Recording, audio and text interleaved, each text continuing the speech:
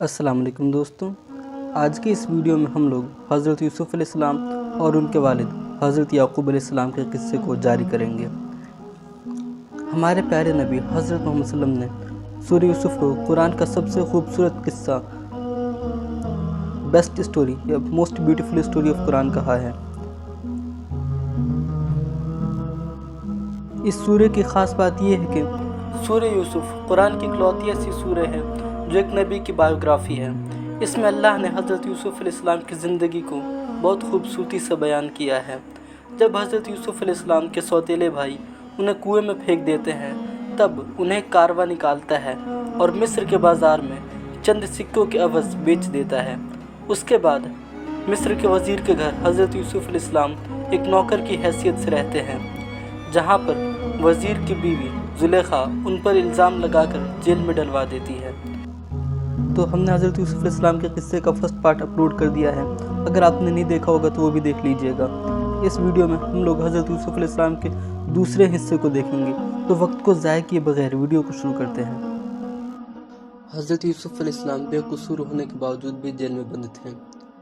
उनका सुलूक जो वहाँ पर कैदी थे उनके साथ बहुत अच्छा था और वो सारे लोग हज़रत यूसुफ़ अलैहिस्सलाम की बहुत इज़्ज़त करते थे।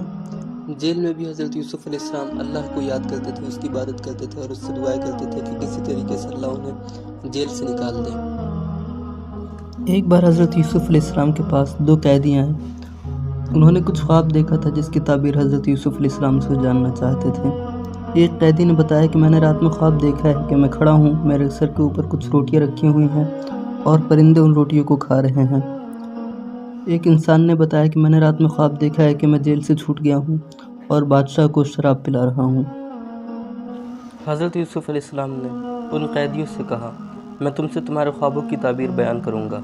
अल्लाह ने ये इल्म मुझे सिखाया है। मैं कैद खाने के साथ ही हूँ। मुझे बताओ, क्या बहुत से खुदा बेहतर है या अल्लाह वाहिदुल क़हार मुक़्तदिर आला, यानी अकेला जिसके आगे किसी का बस नहीं चलता।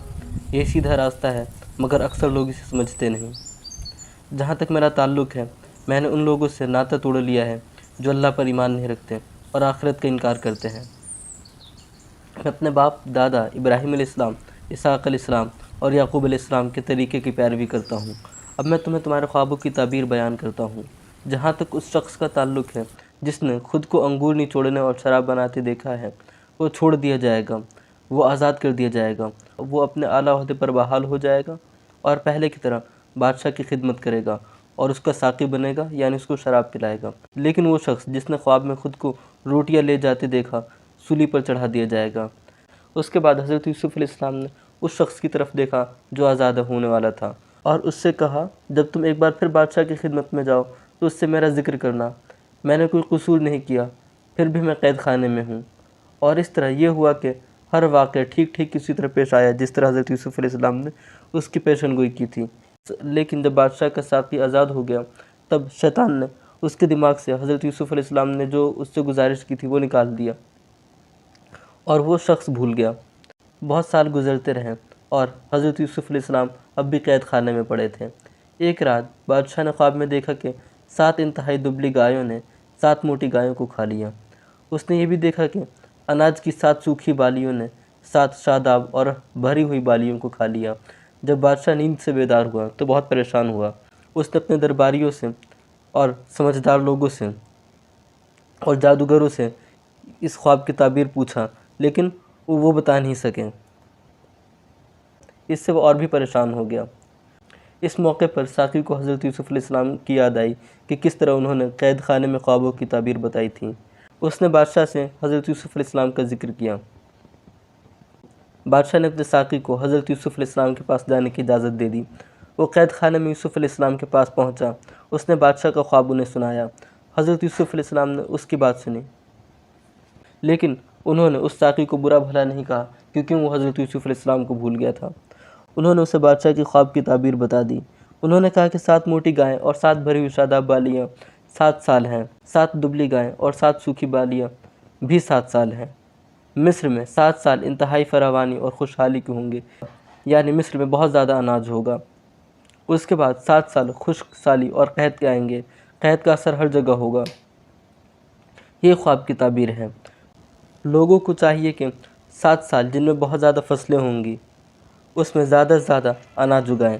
فراوانی اور خوشحالی کے سالوں میں بادشاہ کو چاہیے کہ غلے کے گودام اچھی طرح بھر لیں اور قحط سالی کے زمانے کے لیے اناج جمع کر کے رکھیں۔ اس طرح امید ہے کہ لوگ بھوک مری سے بچ جائیں گے۔ ساقی لوٹ کر بادشاہ کے پاس گیا اور ہر بات اسے بتا دی جو یوسف علیہ السلام نے اس سے کہی تھی۔ بادشاہ نے پوری توجہ سے بات سنی۔ بادشاہ نے اپنے درباریوں کو کہا کہ یوسف کو بلاؤ۔ بادشاہ یوسف علیہ السلام سے ملنا چاہتا تھا۔ یوسف علیہ السلام نے صرف خواب کی تعبیر بیان نہیں کی تھی بلکہ یہ بھی بتا دیا تھا کہ قحط کے مسئلے سے کس طرح نمٹا جائے گا۔ لیکن جب بادشاہ کا قاصد حضرت یوسف علیہ السلام کے پاس گیا تو حضرت یوسف علیہ السلام نے جیل سے نکلنے سے منع کر دیا۔ بادشاہ کے قاصد نے حضرت یوسف علیہ السلام سے پوچھا کہ آپ جیل سے کیوں نہیں نکلنا چاہ رہے ہیں؟ تو حضرت یوسف علیہ السلام نے کہا کہ بادشاہ کے پاس جاؤ اور بادشاہ سے کہو کہ پہلے وہ یہ معلوم کرے کہ میں جیل میں کیوں ہوں۔ حضرت یوسف علیہ السلام ایک معصوم انسان تھے اور جیل کے سارے لوگ، سارے قیدی حضرت یوسف علیہ السلام کو معصوم انسان سمجھتے تھے اور ان کی بہت عزت کرتے تھے۔ حضرت یوسف علیہ السلام چاہتے تھے کہ بادشاہ اس مسئلے کو کہ حضرت یوسف علیہ السلام جیل میں کیوں آئے اس کو انویسٹیگیٹ کرے۔ قاصد نے بادشاہ کے پاس پہنچ کر ساری بات تفصیل سے بتا دی۔ بادشاہ نے تحقیقات شروع کرائی۔ حضرت یوسف علیہ السلام نے بادشاہ کو بتایا کہ کس طریقے سے عورتوں نے انہیں مجبور کیا اور کون کون سی عورتیں تھیں، اور یہ بھی بتایا کہ عزیز مصر کی بیوی بھی اس میں شامل تھی، اور بادشاہ کو چاہیے کہ ان عورتوں سے سچائی معلوم کرے۔ حضرت یوسف علیہ السلام تقریباً 15 سال تک جیل میں بند تھے۔ ان 15 سال میں جن عورتوں کی وجہ سے حضرت یوسف علیہ السلام کو جیل میں جانا پڑا تھا انہیں بھی بعد میں برا لگنے لگا تھا کہ ہماری وجہ سے ایک معصوم انسان جیل میں بند ہے۔ جب بادشاہ نے تحقیقات شروع کرائی اور ان عورتوں کو بادشاہ کے پاس لایا گیا اور بادشاہ نے ان سے پوچھا کہ حضرت یوسف علیہ السلام آخر کس گناہ کی سزا جیل میں کاٹ رہے ہیں، بادشاہ نے عزیز مصر کی بیوی سے بھی پوچھا۔ ان عورتوں نے بتایا کہ حضرت یوسف علیہ السلام ایک نہایت ہی شریف اور معصوم انسان ہیں۔ انہوں نے ہمارے ساتھ کچھ بھی غلط نہیں کیا تھا بلکہ غلط ہم نے ان کے ساتھ کرنے کی کوشش کی تھی، اور جب انہوں نے منع کیا تو ہم نے انہیں جیل میں ڈلوا دیا، جس کے لیے ہم لوگ شرمندہ ہیں۔ عزیز مصر کی بیوی نے بھی سارا قصہ بیان کر دیا۔ جب حضرت یوسف علیہ السلام کی بے گناہی واضح ہوگی تب حضرت یوسف علیہ السلام جیل سے بری ہو جاتے ہیں۔ بادشاہ انہیں قید سے آزاد کروا دیتا ہے۔ اس کے بعد حضرت یوسف علیہ السلام بادشاہ سے کہتے ہیں کہ وہ انہیں مصر کا فائننس منسٹر، وزیر خزانہ بنا دے، کیونکہ مصر میں جو حالات آنے والے تھے وہ حضرت یوسف علیہ السلام ایک خزانچی بن کر، ایک فائننس منسٹر بن کر ہی ٹھیک کر سکتے تھے۔ اگر مصر کا خزانہ ان کے پاس آ جاتا تب وہ سمجھ جاتے کہ مصر میں کہاں پر کتنے خزانے کی ضرورت ہے اور کس طریقے سے خزانے کا استعمال کیا جائے۔ دوسری وجہ یہ بھی ہو سکتی ہے کہ یوسف علیہ السلام عزیز مصر کے گھر میں کام کرتے تھے اور عزیز مصر بادشاہ کا فائننس منسٹر تھا، جس کی وجہ سے حضرت یوسف علیہ السلام کو فائننس کی یعنی خزانے کا کس طریقے سے استعمال کیا جائے اس کی نالج اچھی خاصی تھی۔ آج بھی دنیا کے بہت سارے ملکوں میں پریزیڈنٹ یا پرائم منسٹر کے بعد سب سے زیادہ کوئی اسٹرانگ ہوتا ہے تو فائننس منسٹر ہوتا ہے۔ تو حضرت یوسف علیہ السلام کے زمانے میں بھی ویسا ہی تھا۔ اس وقت مصر کے بادشاہوں کو فرعون کہا جاتا تھا۔ فرعونوں کے بعد اگر کوئی مصر میں سب سے زیادہ طاقتور انسان ہوتا تھا تو وزیر خزانہ ہی ہوتا تھا، اور حضرت یوسف علیہ السلام نے اس عہدے کی ڈیمانڈ کی تھی۔ اس سے پتہ چلتا ہے کہ اگر آپ کے اندر کوئی قابلیت ہے اور اس کی بنیاد پر آپ عہدہ مانگ رہے ہیں تو یہ بھی ایک نیکی کا کام ہے۔ حضرت یوسف علیہ السلام ایک بہت لائق انسان تھے اور دوسری طرف ایماندار بھی۔ انہوں نے اناج کے ذخیرے محفوظ کرنے کا کام اپنے ہاتھ میں لے لیا تھا، اور اس وقت سب سے مشکل کام یہی تھا۔ انہوں نے اناج کے بہت بڑے بڑے گودام بنوانے شروع کیے اور وہ سارا اناج جو لوگوں کی ضرورت سے زائد تھا اس میں محفوظ کر لیا۔ انہیں معلوم تھا کہ 7 سال خشک سالی اور سختی کے آنے والے ہیں۔ سال ہا سال گزر گئے، فراوانی اور خوشحالی کے 7 سال بھی گزر گئے، اور قحط اور سختی کے حالات ملک پر مسلط ہونے لگے۔ اب مصر پوری طریقے سے قحط سالی کی گرفت میں تھا، اور مصر کے آس پاس کے ملک بھی اس قحط سالی کے شکار تھے۔ لیکن حضرت یوسف علیہ السلام کے پاس اس قحط کا علاج پہلے سے ہی موجود تھا۔ وہ بہت پہلے سے اس کے لیے پوری تیاری کر رہے تھے۔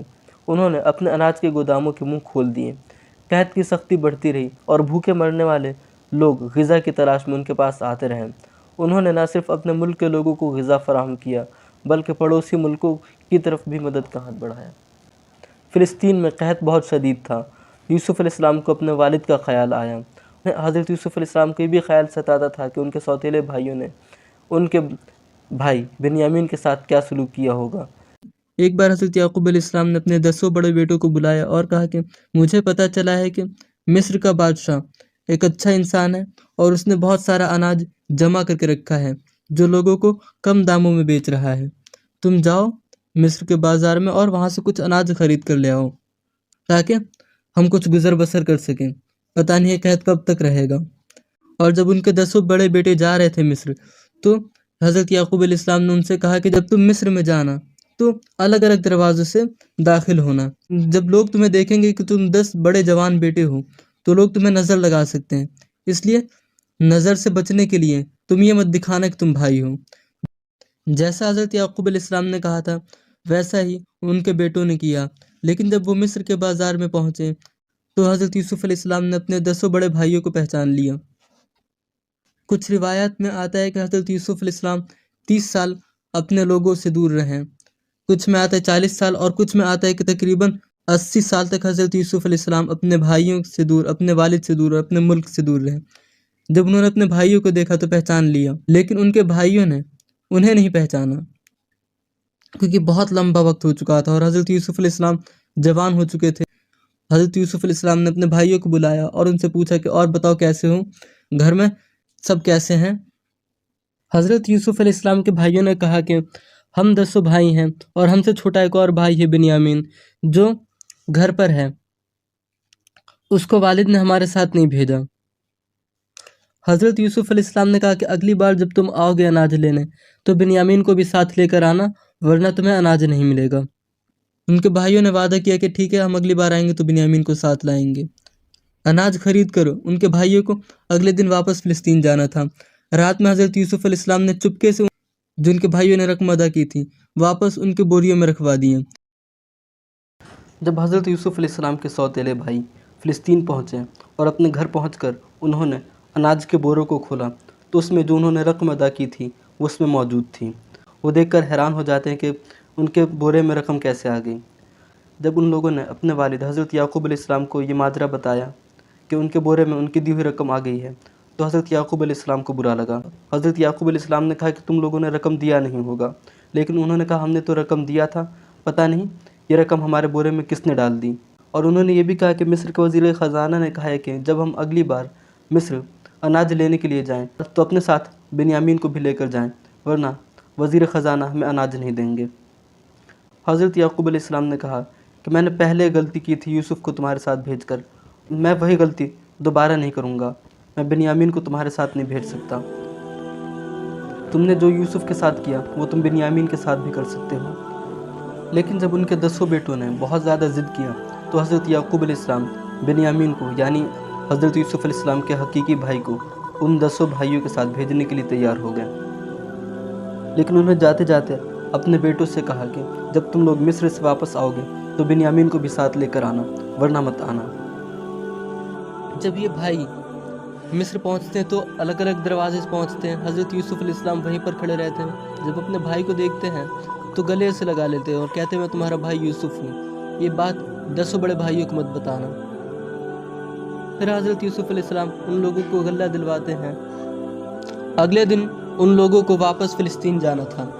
حضرت یوسف علیہ السلام چاہتے تھے کہ ان کے بھائی ان کے ساتھ رکیں۔ انہوں نے اپنے خادموں کو بلایا اور کہا کہ تم بنیامین کے بورے میں میرا پانی پینے کا برتن رکھ دو۔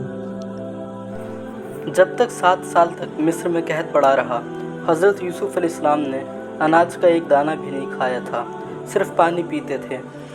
اگلے دن جب 11 بھائی فلسطین جانے کے لیے تیار ہوتے ہیں تب اعلان ہوتا ہے کہ وزیر خزانہ کا پانی پینے والا برتن چوری ہو گیا ہے، اس لیے سب کی تلاش لی جائے گی۔ وہ 11 بھائی جب یہ بات سنتے ہیں تو استغفار پڑھتے اور کہتے کہ خدا کی قسم ہم میں سے کوئی چور نہیں ہے۔ جب ان بھائیوں کی تلاش لی جاتی ہے تو 10 بھائیوں کے بورے میں کچھ نہیں نکلتا، لیکن جب بنیامین کے بورے کی تلاشی کی جاتی ہے تو اس میں سے حضرت یوسف علیہ السلام کے پانی پینے کا برتن نکلتا ہے۔ حضرت یوسف علیہ السلام بنیامین کو روک لیتے ہیں۔ اب وہ 10 بھائی اڑ جاتے ہیں کہ ہم بنیامین کو واپس لے کر ہی جائیں گے، آپ بنیامین کو ہمارے ساتھ کر دیجئے اور ہم میں سے کسی ایک کو رکھ لیجئے۔ کیونکہ جب ہم گھر پہ جائیں گے تو والد ہم سے بہت زیادہ پہلے سے ہی خفا ہیں اور زیادہ خفا ہو جائیں گے. ہمارے والد بہت زیادہ بوڑھے ہو چکے ہیں. حضرت یوسف علیہ السلام نے کہا نہیں، کچھ بھی ہو جائے میں بنیامین کو تمہارے ساتھ بھیجوں گا ہی نہیں، بنیامین میرے ساتھ رکے گا. جب 10 بھائیوں نے بہت زیادہ ضد کیا تو حضرت یوسف علیہ السلام نے ان سے کہا کہ کیا تمہارا ایک اور بھائی تھا؟ ان 10 بھائیوں نے کہا ہاں، ہمارا ایک اور چھوٹا بھائی تھا جو بچپن میں کہیں غائب ہو گیا اور اب تک نہیں ملا. تو حضرت یوسف علیہ السلام نے کہا کہ اس کا کیا نام تھا؟ انہوں نے بتایا اس کا نام یوسف تھا. حضرت یوسف علیہ السلام نے کہا کہ تمہارا جو چھوٹا بھائی یوسف تھا، تمہیں یاد ہے تم نے اس کو کنویں میں پھینک دیا تھا. ان بھائیوں کو سارا منظر یاد آ جاتا ہے اور دیکھتے ہیں کہ جو انسان ان کے سامنے کھڑا ہے وہ یوسف ہی ہے. وہ حضرت یوسف علیہ السلام کو پہچان جاتے ہیں. وہ 10 بھائی بہت زیادہ شرمندہ ہوتے ہیں اور خوفزدہ ہو جاتے ہیں کہ اب حضرت یوسف علیہ السلام بدلہ لیں گے. حضرت یوسف علیہ السلام نے اپنے بھائیوں سے کہا کہ چلو چھوڑو، جو ہوا وہ ہو گیا، بھول جاتے ہیں ہمارے بیچ میں شیطان آ گیا تھا جس نے ہم لوگوں کو بہکایا، میں تم سب کو معاف کرتا ہوں. اس کے بعد حضرت یوسف علیہ السلام نے اپنے بھائیوں سے کہا کہ واپس جاؤ فلسطین اور ہمارے پورے خاندان کو مصر لے کر آ جاؤ. حضرت یوسف علیہ السلام کے بھائیوں نے کہا کہ بنیامین کو ساتھ لیے ہم لوگ جائیں گے نہیں. حضرت یوسف علیہ السلام نے کہا بنیامین کو میں تمہارے ساتھ نہیں بھیجوں گا، اور انہوں نے اپنا کرتا دیا اپنے بھائیوں کو اور کہا کہ اس کو لے کر جاؤ والد کے پاس، ان کو دکھا دینا کہ یہ یوسف کا کرتا ہے اور یوسف انہیں بلا رہے ہیں. لیکن یہ بھائی واپس جا نہیں رہے تھے. اتنے میں ان کا ایک بھائی جس کا نام یہودا تھا وہ رک جاتا ہے حضرت یوسف علیہ السلام کے پاس. وہ کہتا ہے کہ جب تک بنیامین کو بھیجو گے نہیں میں بھی واپس نہیں جاؤں گا. اور 9 بھائی واپس فلسطین جانے کا سفر شروع کرتے ہیں. ادھر وہ 9 بھائی مصر سے فلسطین کی طرف آ رہے تھے. ادھر حضرت یعقوب علیہ السلام کو احساس ہوتا ہے کہ حضرت یوسف علیہ السلام ان کے پاس آ رہے ہیں. ان کے آس پاس جو بھی لوگ تھے، ان کے پڑوس میں جو رہتے تھے، ان سب کو بلاتے ہیں اور کہتے ہیں کہ دیکھو لوگو، آج میرا بیٹا میرا یوسف میرے پاس آ رہا ہے. وہ سارے لوگوں کو بلا کر یہ بات کہہ رہے تھے. لوگ ان کے پاس جمع ہو گئے تھے. انہوں نے کہا یعقوب، یوسف کے گئے ہوئے تو ایک لمبا وقت ہو گیا، پتہ نہیں وہ زندہ بھی ہے یا نہیں، تم کیسے کہہ سکتے ہو کہ وہ آ رہا ہے؟ لوگوں نے کہا کہ لگتا ہے یعقوب کا اب دماغ بھی جانے لگا ہے. جب وہ 9 بھائی اپنے گھر پہنچے تب انہوں نے حضرت یعقوب علیہ السلام کو پورا ماجرا بتایا، اور پھر جو کرتا حضرت یوسف علیہ السلام کو اپنے ساتھ لائے تھے وہ ان کی آنکھوں کے سامنے کر دیا. جب کرتا حضرت یعقوب علیہ السلام کی آنکھوں کے سامنے آیا تو ان کی آنکھوں کی بینائی واپس آ گئی. انہوں نے کہا کہ مجھے پہلے سے احساس ہو گیا تھا کہ میرا بیٹا آ رہا ہے. ان 9 بھائیوں نے کہا کہ آپ کو اور والدہ کو اور پورے خاندان کے لوگوں کو یوسف نے مصر میں بلایا ہے. اس طریقے سے حضرت یعقوب علیہ السلام، ان کی بیوی لیاہ بیگم اور ان کے 11 بیٹے اور ان کے بیٹوں کے بیٹے، یہ تقریباً 80 لوگ تھے. جیسا کہ بائبل کی پہلی بک جینیسس میں لکھا ہے کہ حضرت یعقوب علیہ السلام کے بچے، ان کے بچوں کے بچے بھی ان کے ساتھ فلسطین سے مصر چلے، اور یہ لوگ تقریباً 80 تھے. جب یہ لوگ مصر میں پہنچے تو انہوں نے حضرت یوسف علیہ السلام کو دیکھا. حضرت یوسف علیہ السلام وزیر خزانہ بن گئے تھے. تب ان لوگوں نے تعظیم میں حضرت یوسف علیہ السلام کا سجدہ کیا. اور اس وقت لوگ تعظیمی سجدے کیا کرتے تھے، مطلب کسی کی عزت کرتے تھے تو اس کو سجدہ کرتے تھے. اس لیے حضرت یعقوب علیہ السلام نے، ان کی بیوی لیاہ بیگم نے اور ان کے 11 بھائیوں نے حضرت یوسف علیہ السلام کا سجدہ کیا. تعظیمی سجدہ اس وقت جائز تھا، اس کے بعد بند ہو گیا. حضرت یوسف علیہ السلام نے دیکھا کہ والد، والدہ اور 11 بھائی ان کو سجدہ کر رہے ہیں، تو انہیں وہ خواب یاد آ گیا جو انہوں نے بچپن میں دیکھا تھا کہ چاند، سورج اور 11 ستارے سجدہ کر رہے ہیں. انہوں نے حضرت یعقوب علیہ السلام سے، اپنے والد سے بتایا کہ ابا جان، جو میں نے بچپن میں خواب دیکھا تھا وہ آج سچ ہو گیا. اس وقت جو مصر کا فرعون تھا وہ حضرت یوسف علیہ السلام کے خاندان کو دیکھ کر بہت خوش ہوا. اس نے حضرت یعقوب علیہ السلام کو اجازت دی کہ وہ جہاں چاہے مصر میں رہ سکتے ہیں، اور ان کے بچے جس طریقے سے چاہے مصر میں رہ سکتے ہیں، پوری طریقے سے انہیں رہنے کی اجازت دے دی. اور اس طریقے سے حضرت یعقوب علیہ السلام، جن کا دوسرا نام اسرائیل تھا، ان کے بچے مصر میں آباد ہوئے، جو بعد میں بنی اسرائیل کہلائے، اور پھر بعد میں انہی بنی اسرائیل میں حضرت موسیٰ علیہ السلام پیدا ہوئے. مصر میں حضرت یوسف علیہ السلام اور ان کے 11 بھائی اپنے والد اور والدہ کے ساتھ رہتے تھے. ہم لوگ 1 منٹ کے اندر حضرت یعقوب علیہ السلام کے بارے میں تھوڑا اور جان لیتے ہیں.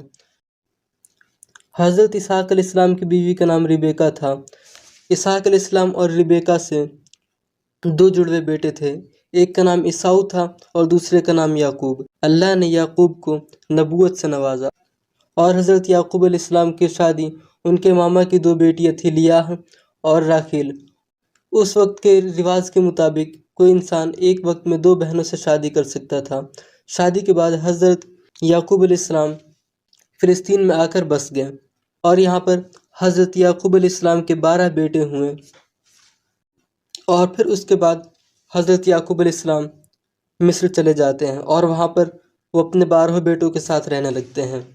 حضرت یعقوب علیہ السلام کے جو 12 بیٹے تھے ان کے نام ہیں ریوبن، سمعون، لاوی، یہودا، یساکر، زبولون، دان، نفتالی، جاد، اشیر، حضرت یوسف علیہ السلام اور بنیامین۔ اور ان 12 بیٹوں سے 12 خاندان ہوئے۔ یہ سارے لوگ مصر میں رہتے تھے۔ جب حضرت یعقوب علیہ السلام کا آخری وقت آیا، انہوں نے اپنے 12 بیٹوں کو بلایا اور ان سے کہا کہ میرے بیٹوں، اب میں جا رہا ہوں اس دنیا سے، میرے جانے کے بعد تم کس کی عبادت کرو گے؟ ان کے بیٹوں نے کہا، 12 بھائیوں نے کہا، ہم عبادت کریں گے اللہ کی، اس اللہ کی جو آپ کا رب ہے، حضرت ابراہیم علیہ السلام کا رب ہے، حضرت اسماعیل علیہ السلام اور حضرت اسحاق علیہ السلام کا رب ہے، جو اکیلا اللہ ہے، اور ہم سب مسلمان رہیں گے۔ 24 سال تک حضرت یعقوب علیہ السلام اپنے بچوں کے ساتھ رہتے ہیں، پھر ان کا انتقال ہو جاتا ہے۔ وفات سے کچھ وقت پہلے حضرت یعقوب علیہ السلام اپنے بچوں کو بلاتے ہیں اور ان سے وصیت کرتے ہیں کہ جب میری وفات ہو جائے گی تو مجھے میرے والدین کے ساتھ دفنانا۔ پھر ان کا انتقال ہو جاتا ہے، تب ان کے 12 بیٹے ان کی جسد خاکی کو لکڑی کے تابوت میں رکھ کر بیت الحم میں لے جاتے ہیں اور اس جگہ دفناتے ہیں جہاں پر حضرت یعقوب علیہ السلام نے کہا تھا۔ کہا جاتا ہے کہ اس جگہ کو حضرت ابراہیم علیہ السلام نے اپنے لیے خریدا تھا، اور پھر ابراہیم علیہ السلام کی وفات کے بعد اسی جگہ پر ابراہیم علیہ السلام کو دفنایا جاتا ہے۔ اور پھر ان کے بعد حضرت ابراہیم علیہ السلام اور حضرت سارہ کے جو بیٹے تھے اسحاق علیہ السلام، اسحاق علیہ السلام کو اور ان کی بیوی ریبیکا کو بھی اسی جگہ پر دفنایا جاتا ہے۔ اور پھر ان کے بیٹے یعقوب علیہ السلام تھے، یعقوب علیہ السلام کی جب وفات ہوتی ہے تو ان کو بھی اسی جگہ پر دفنایا جاتا ہے، اور ان کی بیوی لیاہ بیگم کو بھی اسی جگہ دفنایا جاتا ہے۔ اسی طرح ایک ہی جگہ پر آس پاس ہی 3 جوڑے دفن ہیں، ابراہیم علیہ السلام اور ان کی بیوی سارہ، اسحاق علیہ السلام اور ان کی بیوی ریبیکا، اور یعقوب علیہ السلام اور ان کی بیوی لیاہ۔ آج یہ جگہ جہاں پر یہ 6 قبریں ہیں وہ فلسطین کے مقام ہیبرون میں ہے، اور وہ عمارت جس میں 6 قبریں ہیں اس کو کیو آف پیٹریارک کہا جاتا ہے۔ اس کو مسلمان مسجد خلیل بھی کہتے ہیں۔ اب وہ تو 2 حصوں میں ڈیوائیڈڈ ہے، ایک پارٹ میں یہودی عبادت کرتے ہیں اور ایک پارٹ میں مسلمان عبادت کرتے ہیں۔ حضرت یعقوب علیہ السلام کے انتقال کے بعد حضرت یوسف علیہ السلام بھی اس دنیا سے تشریف لے جاتے ہیں۔